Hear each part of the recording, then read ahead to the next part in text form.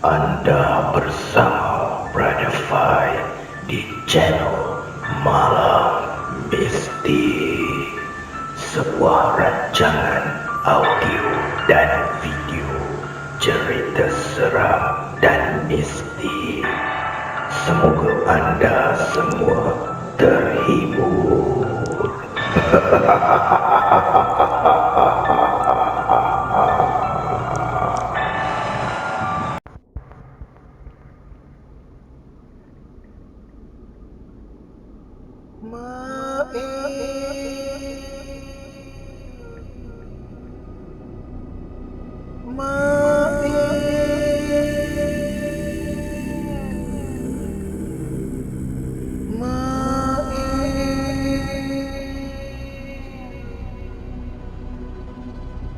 Aku beri amaran pada kau.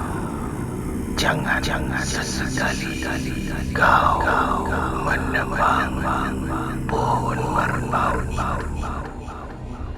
Jika kau tidak mau, keluarga kau menerima malapetaka.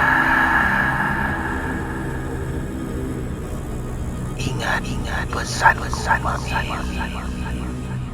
Ingat Mail. Ingat.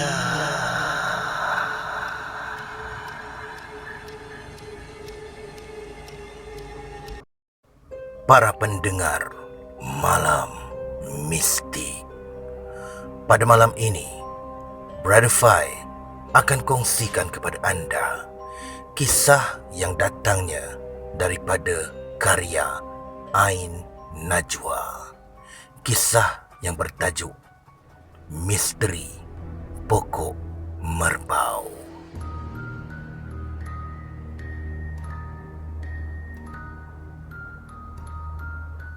Kisah ini terjadi pada tahun 70-an dahulu. Seorang pemuda bernama Mail sangat mahir dan terkenal dalam bidang menebang pokok-pokok di dalam hutan. Hanya itu saja mata pencariannya dengan mengambil upah menebang pokok untuk menyara isteri dan 3 orang anaknya. Mail ni orang-orang kampung menggelarnya sebagai badang kerana memiliki tubuh yang tegap dan sasa. Memang sesuai dengan nama Mail Badang tersebut. Belum pernah lagi ada pokok yang tidak menyembah ke bumi dari hasil kerja Mail, hanya menggunakan sebilah kapak saja. Bukan calang-calang orangnya si Mail ni. Sedikit sebanyak ada ilmu yang tersembunyi dalam dirinya. Dengan kepakaran yang dimilikinya itu, jika ada mana-mana kontraktor yang ingin bersihkan hutan untuk dibuat tapak projek mereka di kampung itu, pasti Mail yang akan dicari dahulu. Pada satu hari, ada seorang taukid tapak projek datang menemui Mail dan meminta Mail menebang sebatang pokok merbau. Pokok merbau yang sudah berusia ratusan tahun lamanya. Sudah pelbagai alatan mereka gunakan untuk menebang pokok merbau tersebut, tapi masih tidak berjaya.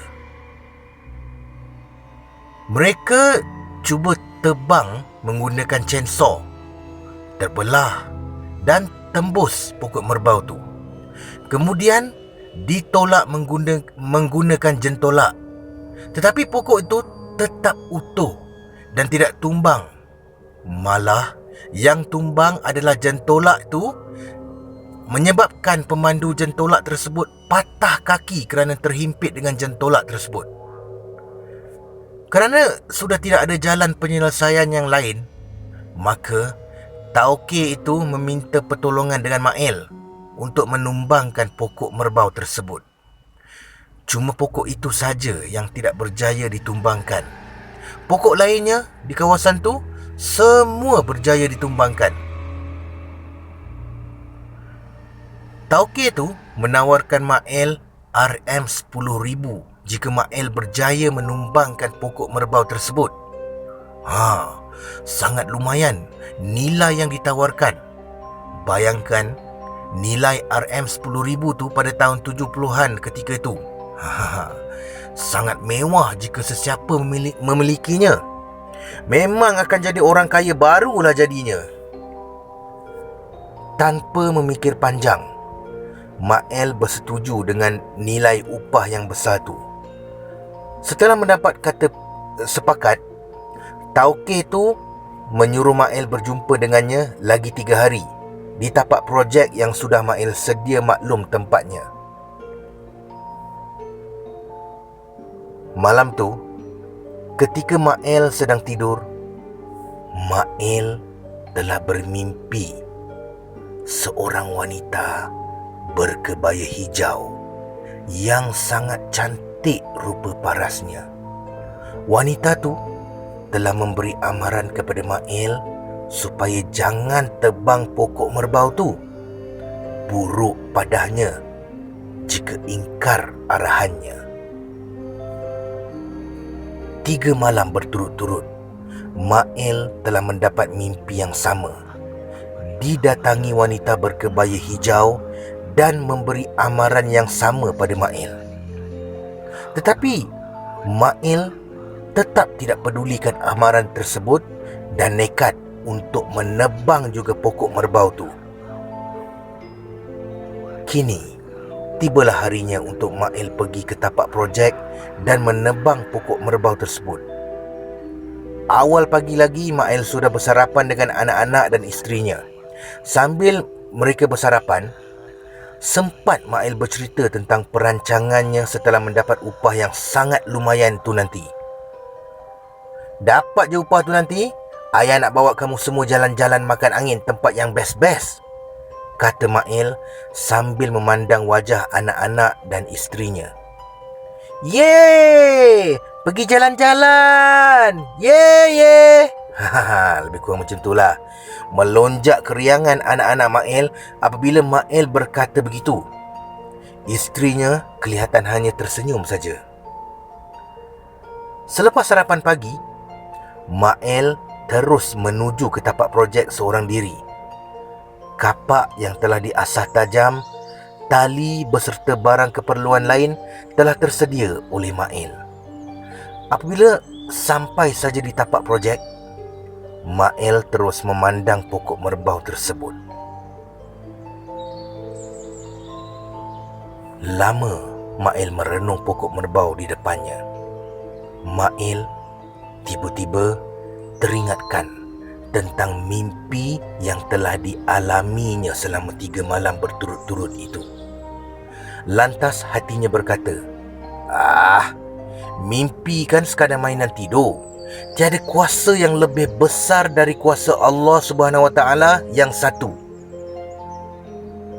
Sekarang sudah tiba masanya Mael menghayunkan kapaknya yang tajam pada batang pokok tersebut. Hayunan pertama dibuat oleh Mael. Sumbing batang pokok tu jadinya. Mael membuat hayunan yang kedua pula. Masih dalam keadaan yang sama. Apabila masuk hayunan yang ketiga, kapak Mael dihayunkan. Tiba-tiba keluar darah memercik dari batang pokok merbau tersebut. Habis tubuh badan Mael dipenuhi dengan percikan darah yang datangnya dari pokok merbau tersebut. Darah,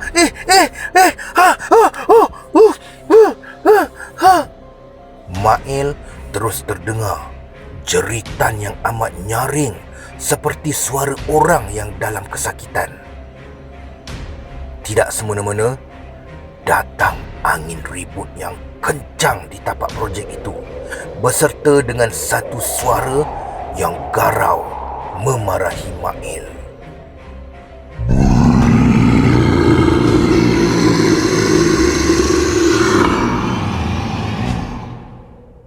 Mael, sudah aku beri amaran, jangan kau tebang pokok ini. engkau telah melanggar amaran dariku. Bersedialah kau untuk menyaksikan apa yang akan berlaku apabila kau tiba di rumah nanti.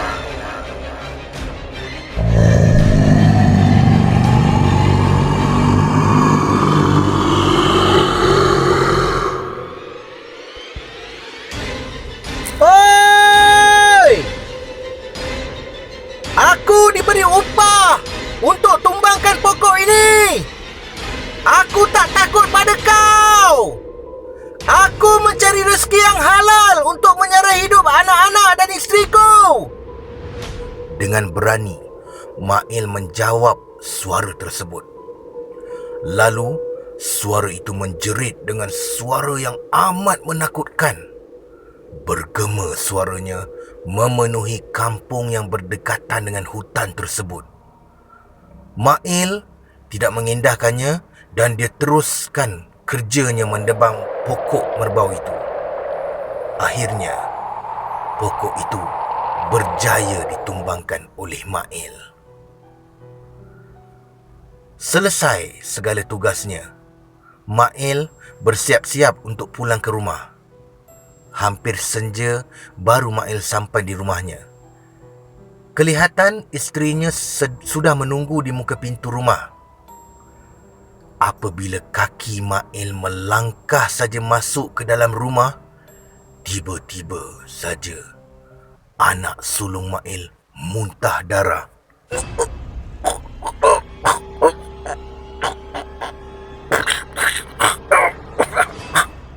Ayah!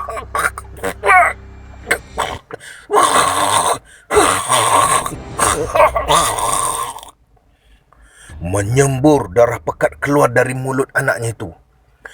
Tidak sampai beberapa minit, anak sulung Mail sudah jatuh mengelupur seperti ayam disembelih lehernya dan terus terbaring kaku di atas lantai.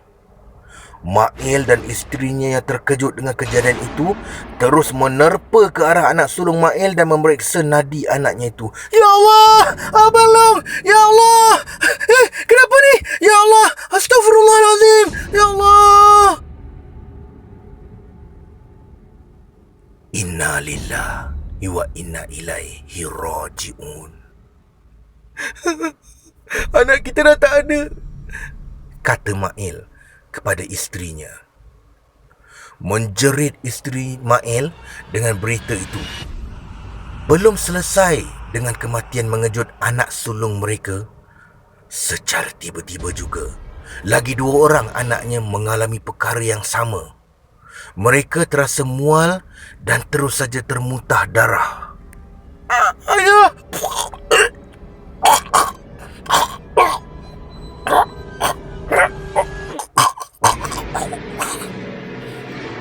Menyembur darah keluar dari mulut anak kedua dan ketiganya. Masing-masing jatuh ke atas lantai dan mengelupur seperti abang mereka tadi dan terus kaku, tidak bergerak lagi. Meraung isteri Mail mendapatkan 2 orang lagi anaknya tu. Sedang isterinya meratapi pemergian ketiga-tiga anaknya itu, Mail melihat isterinya terbatuk-batuk. Abang!